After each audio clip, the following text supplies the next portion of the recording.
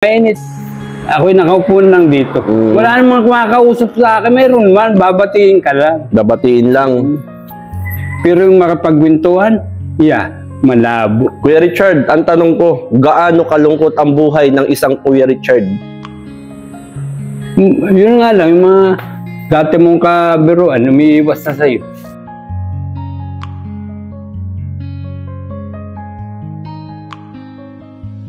Magsisilbing kaibigan nyo, siya si Kuya J. Ganda at mapagpalang hapon po muli kina Kuya Bal, Ate Edna at Kalingap Rob at sa buong team ng Kalingap. At sa hapong ito mga Kalingap ay muli po natin kukumustahin yung isa sa nakita ko, nakilala ko po dito, ayun po si Kuya na siya po ay na-stroke, dating gwardiya. Ano po, tumustahin po natin sapagkat meron pong nagpapaabot po ng tulong po sa kanya. Kaya binalikan po natin siya. Yan, puntahan natin mga kalinga. Yan Kuya, magandang hapon sa iyo. Kuya, anong ang pangalan mo? Richard, tawagin mo lang ako. Kuya Richard. Kuya Richard. Kuya Richard, kumusta? Mabuti naman. Kumusta ka sa iyong mansyon? Ganito pa rin. Mabuti. Ay, habang buhay na ako dito. Habang buhay na? Oo, kung sakaling hindi man ako alisin, bahala sila. Bale mo, kuhain ka ng iyong mga mahal sa buhay dito. Sasama ka? Wala naman nagmamahal sa akin, ayaw nga nila sa akin. Ganito na nga, stroke nga. Kuya Richard, dito ka nagluluto ano? Oo. May sinaing ka na? May kanin ko, pag nagsayang ako ng umaga, hanggang hapon na yun. Hanggang hapon? Anong ulam mo kanina? Yung maliliit na isda, binigyan ako ng tagarian, lalakad ko sa tagarian ako dati, yung ganyang isda mga gati-gati kong tawagin. Gati-gati. Ayan. Ginagang ko. Hanggang bukas, paulam yun. Kuya Richard, ilang taong ka na nga? Bali, 47. 47? 57. 57, Kuya Richard. Tabing highway lang ito mga kalinga po. 1967 ako Ayan yung aking tricycle na siniservice. Yan, kuhain ko itong upuan, makaupo. Si Kuya Richard. Si Kuya Richard daw, walang nagmamahal. Wala na talaga. Bakit nasabi mo walang... Hindi ko na pinagpipilit ng sarili ko. Wala naman akong ginagawang masama. Bakit nasabi mo walang nagmamahal sa iyo? Wala na binahayaan nga nila ako rito. Alam nilang wala akong matuloyan. Wala man lang kumuha. Ako na may sasama pag talagang yung mga anak ko nasa Manila, yung tatlo. Hindi man na ako pinupuntahan. Alam na yung pension ako. Kaya lang, tapos na yung pension ko. Tapos na? Oo. Wala ka ng pension ngayon? Wala na. Paano na ang buhay? Pag inad ng ilang taong pa, 3. 60. Yun. Manggagaling pa. Nalakarin na naman bago. Ibig sabihin, 3 taon pa. 3 pa. Paano yan? Sa loob ng 3 taon, paano yung iyong gastusin? Nangihingi na lang ako. Kumbagay nangihingi sa mga baybay. Yung iba naman naawa. Nagbibigay. Mga kaano-ano yung hinihingan mo? Kilala lang. Ilang buwan ka na rito, Kuya? Matagal na. Kalahating taon. Kalahating taon ka na rito? Sabihin natin 5 buwan lang. Maglilima. Ibig sabihin, Kuya, yung 5 buwan na yun, matagal na yun. Matagal sa akin yun. Oo, kasi sa loob ng 1 buwan, ipagpalagay natin na 30 days sa 1 buwan. 30 times 5. Ilang days na yun? 30, 60, 120, 150 days ka na rito. Magwa 150 na. Magwa 150 days ka na rito. Kulang-kulang nga na 3 buwan Sa loob ng 150 days mo dito, Kuya Richard, kumusta ka? Walang pagbago, ganito pa rin. Tapos na nga yung pension ko. Tapos na ang pension mo? Ilang buwan lang ikaw tumanggap ng pension? 5 buwan. 5 buwan. Tapos? 5 taon. 5 taon. Pala. 5 taon ka tumanggap ng pension? Hindi ko alam na tapos na ngayon. Hindi ko alam na natatapos pala yun. Natatapos? Bakit kaya? Ewan ko. Itatanong ko pag wala pa lang akong oras Walang pamasahe pati. Wala kang pamasahe. Sa mo, abya rin yun. Diyan sa bayan, tatanungin ko kung Tapos na ho ba? Wala na ho ba talagang ano yun? Baka pag edad mo ng 60. Eh, baka, yun Na- na sabi ng iba. Pag edad mo ng 60. Parang yung natanggap mo, parang itong natanggap mo nitong... Pero ngayon ay wala pa akong senior ay. Oo, bata ka pa ay. 57 ka pa lang, hindi ka pa senior. Eh, pag senior na siguro. O baka. Ayan, tagal pa nun. Paano? Pa lang hihintayin ko. Kuya, okay ka lang dito. Wala mong magagawa eh. Wala mong malilipatan. Eh kung may malilipatan na, eh, ako'y sasama. Kuya Richard, kung ako'y mayaman lang, inampun na kita. Kung hindi man ako masamang tao, Oo. talaga lang yung mga kapatid ko, patay na. Yung tinutuloyan ko dati, Patay na. patay na. 15 taon na siguro mahigit. Oo. Matagal na yun. Buti itong tinutuluyan mo ay hindi nagagamit. Sabi naman ng barangay, sa barangay ito ay, Oo. kumbagay, alam naman ng barangay na dito ako natuloy. Sabi ko, wala akong matutuloyan eh. Alam nila. Oo, alam nila. Kaya hindi ko na ito natanggal. Pero nililinis ko naman ito kahit Oo. ako ganito. Malinis nga, oh. Pinawalisan ko yung mga kalat. Malinis. Sabi ko, bahala na kayo. Parang Pero kung ako'y palisin nila, alis ako. isa Kaya ka lang, pupunta eh, bahala na. Diyan na lang ako matutulog sa sabi-sabi. sa tabi-tabi. Oo. Ay, wala nang matitiran eh. Ang karamay mo, yung folding bed mo. Yun, dadaling ko ito. Pero hindi biglaan. Oo. Dandahan lang. Oo. Kuya Richard, yung folding bed mo, Eh, dati nga ito hindi sayad. Ngayon, sayad na ha? yun. Ibig sabihin, nung ikaw ay lumipat dito, yung folding bed mo ay bago. Ako ang bumili ito, bago. Bago yan. Oo. Ngayon, ikaw ay 150 days na rito. Oo, ano na, 3 taon na. Yung ano. Ito, akala ko kanina, pagpunta ko rito, akala ko naandito. Kasi kano magagawin yung Kuya Richard dito? Maalis ako at mainit. Mainit. Mainit dito. Napunta ka sa Malilom. Oo. Sa Ayun. tabing dagat. Sanay ako dyan eh, sa tabing dagat. Pagka mainit. Di, araw-araw lang naandito. Oo. Pag araw-araw, nandito ako. Maigsi nga lang oras. Hanggang alauna, minsan alas 2 ako na pumupunta ng tabing dagat. Sabi, nagpapalamig ka doon. Oo. Nagpapaano ako, papadilim. Para hindi naman mainit. Kagaya ngayon, paggabi na naman. Oh, kadarating ko lang. Yung nga, kasi kanina, mga alas 3 na nagpunta ako dito. Alas 3 talaga. Minsan alas 4 nandito ako. Kasi alas 3, nagpunta ako dito ng alas 3, wala ka. Sige ba, pinuntahan ka yata. Basta, yung alam ko naman na walang darating sa akin. Pero kung alam ko may darating, pero ang init naman. Oo nga, walang ano. Wala itong kisame ay. Walang kesam Nakaubad na nga ako, inubad ko yung damit. Mainit pa rin. hindi man malamok dito. Ay, malamok talaga. Kaya nga may katul ako ay. May katul ka. Kaun-kaun ako bumili ay. Baka naman mahilo ka ng katul. Isa-isa lang ang sindi ko. Isa lang. Pag naubos yun, wala na. Nagkukumot na lang ako. Kuya Richard. Pero sa gabi, kadalasan gising. Alas 10 pa nga, minsan nga alas 9 ay gising na ako ay. Ng gabi? Oo, hanggang umaga na yun. Di ka nakakatulog. Hindi na. Ayan, Walang ginagawa rito, puro tulog. tulog lang. Kung ganitong araw, Ay, yung mga kaibigan mo, pinibisita ka. man lang. Binabati naman. Mga kumpare mo, tinutulungan ka. Kumpare ko nga, dami kumpare ako dyan. Oo. Binabati naman, pero iba na talagang bati nila. Iba na. Oh. Pero nung ikaw ay malakas pa at may trabaho ka, Hindi. marami kang kaibigan. Kaya marami talaga. Ganun talaga ang buhay, Kuya Richard, ano? May kanta nga, Kuya Richard, yun eh. Napakinggan mo yung kanta na, ano? Masakit tanggapin Narinig ko. ang katotohanan. Kung wala kang pera, wala ka ring kaibigan. Yun ay awit hindi tula. Yung kantang, yung mga kanta. Mayroon akong hindi alam, hindi ko talaga alam kantahin yan. Alin? Pero yung mga kanta. Oo. Pero may kanta ko na yung gusto ko. Alin? Hindi nga, yung mga kinakanta ko. Halimbawa Yung masakit tanggapin ang katotohanan. yan, na ano ko. Kung wala kang pera, wala kang kaibigan. Pero pag maraming pera, Marami kang kaibigan. maraming kaibigan. Yun lang ang mahirap sa Pilipino. Ayun nga lang, Kuya Richard, ano? Kaya, Kuya Richard, Pero ako hindi lang, dati akong naninigarilyo, nung ako'y gwardiya pa. nung gwardiya ka, naninigarilyo ka. 5 taong ko lang inihinto. Hindi, kala ko hindi ko na maalis.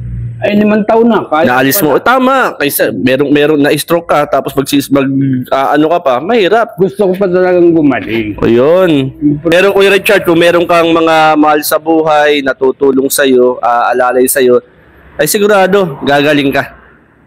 Magaling na. Maraming gumagaling na stroke. Pero sa akin, walang tumutulong. Ay, sigurong hindi na talaga gagaling. Si Lord ang tutulong sa'yo. Yan, sige, tawag na lang kay Lord. Kay Lord na lang tayo umasa. Ano ba Kuya Richard ang iyong ano yung mga iniisip mo, ano yung pinaplano mo? Ang iniisip ko, magkaroon ako ng hanap buhay na yung kaya ko. Halimbawa, stroke na ako. Oo. Kung magtinda-tinda ng sigarilyo, yun nga lang yung pamimili. Problema. Magtinda-tinda. Kahit ano. Kaya isa ka magtitinda niyan. Kahit dito, pwede. Dito? Marami rito nga daan eh. Papayag kaya ang barangay, magtinda ka dito? Payag yun eh. Nakita nilang stroke na eh. Dapat tulungan. Ano, Kuya Richard, ano? Kung may katulong nga lang eh, bakit hindi? Oo. Pero ako dating naninigarilyo, hindi na ako naninigarilyo. Nung una, naninigarilyo ka. Nung una. Nung una, may bisyo ka. Oo. Pero ngayon, wala na. Wala. Pati alak, wala. Yun. Ano na lang, ginagawa mo rito? Ganito na lang. Nakaupo pagkagising. Ganyan. Kahit dapat kahit hindi mainit, ako'y nakaupo lang dito. Wala namang kumakausap sa akin. Meron man, babatiin ka lang. Babatiin lang. Pero yung makapagwintuhan, malabo. Kuya Richard, ang tanong ko, gaano kalungkot ang buhay ng isang Kuya Richard? Yun nga lang, yung mga dati mong kabiruan, umiiwas na sa'yo. Umiiwas na sa'yo. Yung dating mga kajaming mo, kainuman. Palibasa hindi na nainom. Wala na. Yun yung realidad ng buhay, Kuya Richard. Kuya Richard, napapunta nga pala ako dito. Una, siyempre, para kumustahin ka. At yun, para makapagkwentuhan ulit tayo. At higit sa lahat, para ikaw ipanalangin. Ano, Kuya Richard? Salamat naman. Oo. Na ang isang mahalagang bagay na pwede kong maitulong sa'yo, ang ipanalangin ka. Yun lang, Kuya Richard, gusto kitang ipag-pray. Ano? Manalangin tayo? Sige. Higit nating mata natin. Panginoon, nilalapit ko sa iyo si Kuya Richard. Pagpalain mo ang kanyang isipan, ang kanyang pong puso, na patuloy na malagay sa kanyang puso ang pag-asang nagmumula sa iyo. Sa mga pinagdadaanan niya sa buhay, dalayan ko po, Panginoon, hipuin mo po ang kanyang mga anak na mahal sa buhay, na siya, Panginoon, ay kuwain, kupkupin, at patuloyin, Panginoon, sa kanyang mga tahanan. Nang sa ganun, ang kalungkutan na pinagdadaanan ni Kuya Richard, Panginoon, ay mapalitan ng kagalakang nagmumula po sa iyo. Lord God, marami pong salamat. Ikaw po ang patuloy at lubusang magpagaling kay Kuya Richard. Ang pagka-stroke niya, Panginoon, pagalingin mo po siya, dalangin po namin. At ikaw po ang magpalat magkaloob ng kanyang mga pangangailangan. Sa ngalan ni Jesus. Amen. Kuya Richard, may balita ako sa iyo. Yung interview ko sa iyo nung nakaraan, kasi ito ay pangatlong beses ko nang punta sa iyo, ano? Yung pangalawa kong punta rito sa iyo, ay may nakapanood ng interview ko sa iyo. Isang gwardiya din ang nakapanood.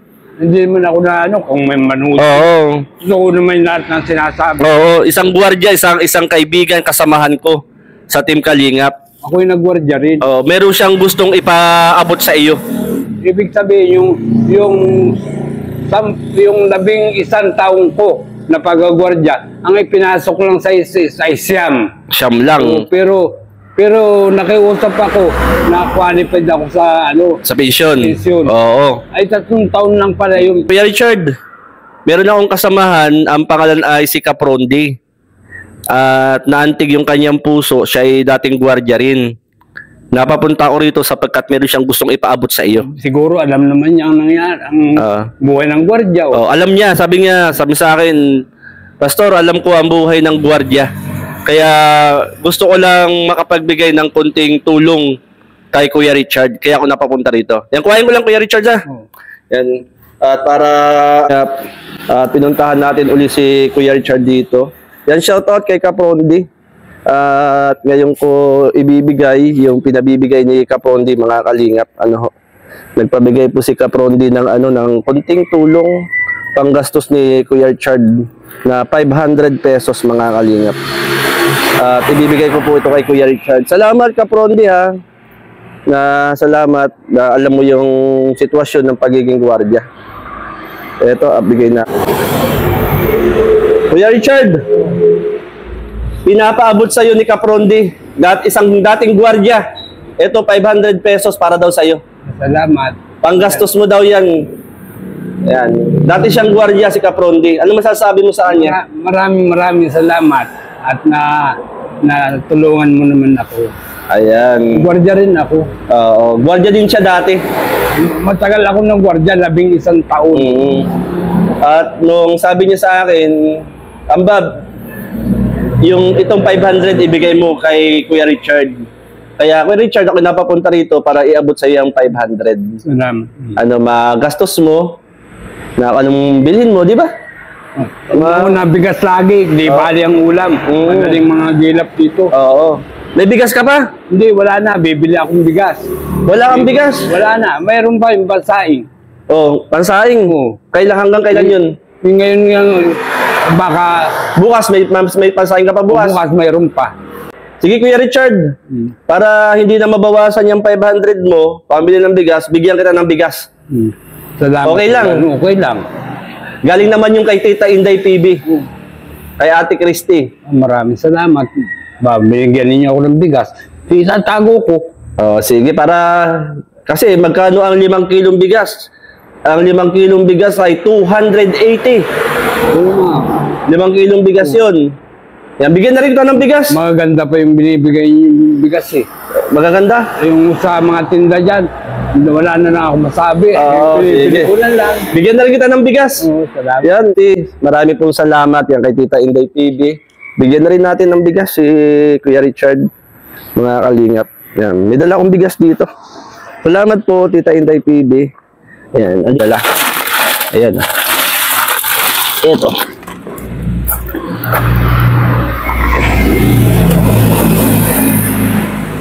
Kasi sabi mo Kuya Richard, babawasan mo pa yung pambili ng bigas. Para hindi na mabawasan. Ito. Salamat. 5 kilong bigas. Bala ko ang bumili niyan eh. Ano masasabi mo naman kay Tita Inday PB? Maraming salamat. Malaking tulong ito sa akin. Itong bigas na ito. Lagi. Tuwing dumarating sila brother dito, nabili ako ng bigas. Lagi kong ginagawa yun. Ayun. Di baling wala akong pira, basta may bigas. Pero ngayon, may bigas ka na. Oo, may pira ako na. May bigas ka na, may pera ka pa. Yan. Para yung bigay sa'yo ni Kaprondi ay hindi na mabawasan pambili mong bigas. Kahit ako may bigas pa, bumibili na ako. Laging kailangan yun eh. Ayan, maraming salamat kina Kaprondi, kay Tita Inday PB. Tayo nagbigay ng bigas kay Kuya Richard. At syempre Kuya Richard, nagpapasalamat din tayo kay Kuya Bal. Napapainggan nyo ba si Kuya Bal Santos Matubang? Hindi ako wala naman akong radyo. Wala kang radyo. Okay. Yung nga ang gusto kong mabili. Radyo? Gusto mo ng radyo? Sige, manalangin tayo. Baka... Gusto ko talaga magka-radyo. Radyo. Malay natin, may mga makapanood dito Kuya Richard na magbigay sa'yo ng radyo. Hindi lang yun. Minsan ay mga balita. Ayun, balita. Ayan. Mga kalingap, ito si Kuya Richard, na wala kang ibang libangan dito, ano? Yeah, wala. Talagang ano. Ang napapainggan mo lang dito, ugong ng sasakyan. Yan, mga sakyan. Gusto mo palang magka-radyo? Araw-araw ko naalis. Wala talaga akong radyo rin. Wala kang radyo. Sabi ko nga, bibili rin ako niyan. Sige Kuya Richard. Kasi nga, wala ako kahit isang gamit dito. Ngayon, meron na. Meron na. Ayun, no? Bili ko yan, daan-daan, may isa-isa. Radyo, manalangin tayo na magkaroon tayo ng radyo, ano? Para malaman mo anong balita. Kuya Richard. Ay, kaya nga lang, wala rin itong kuryente. Hindi, ang kukuhain nating radyo, Yung pag hindi di battery, meron bago ngayon, yung solar. Hindi naman ako marunong. Hindi yung solar na binibilad lang sa araw. Daig pa ang battery nun. Pero basta manalangin tayo, di ako mangangako, Kuya Richard ha. Basta malay natin, loobin. Okay lang naman sa akin yun dahil naunawaan ko rin kayo. Dahil kayo mga buti nga tinutulungan ninyo ako. Ay dami nga dyan, hindi man ako tinutulungan. Ako pang inihingan. Ayan. Ganito na nga ako. Sige Kuya Richard ha. O sige. At muli, maraming salamat sa nagpaabot ng blessing sa'yo. Maraming salamat dito. Yan kay Tita Inday PB, maraming salamat. At kay Kaprondi, maraming salamat. Ano Kuya Richard, tuloy na rin ako. O sige. Maraming salamat ha. Basta ako sulpot na lang dito. Oo. Pag ako napapunta rito. Ayan, salamat Kuya Richard. Salamat din. Thank you. Okay. Yan, salamat mga kalingap, marami pong salamat. Yan, Kaprondi, shout out, maraming salamat sa 500 pesos na ipinabot mo kay Kuya Richard. Tita Inday PB, maraming salamat din po. Sa Forever Young, maraming salamat din. At syempre, kina Kuya Bal at Ed at Kalingap Rob at sa mga kasamahan natin dito sa Kumakalanding Pad, Kalingap Lydia, Billionaires Vlog, Kalingap Gibal, pasupport ko and Shirley Morelo Vlogs at ang inyong lingkod, J Morelo Vlogs po. Yan, shout out kina Mr. J, kina Paring Nathan, kina Serbirador, kina Kuya Gab Becerra, shout out. At syempre kay Ambassador Joey the Great and Ambassador Kalingap Nick. Maraming salamat. God bless mga Kalingap. Mabuhay po ang Team Kalingap. Tayo na mga Kalingap. Magandang gabi po. At hindi na mawawala, ikaw lang ang nag-iisa. Kuya Bal, walang katumbas ang dinulot mong saya sa mga taong tinulungan mong hindi naging iba. Itinuring silang kapamilya kahit di mo katugo. Ginagbayan, inalalayan mo sila ng totoo. Tunay na walang katulad, kaya ka pinagpapala. Sana ingatan mo pati ang kalusugan mo. Ikaw ang liwanag sa dilim at sa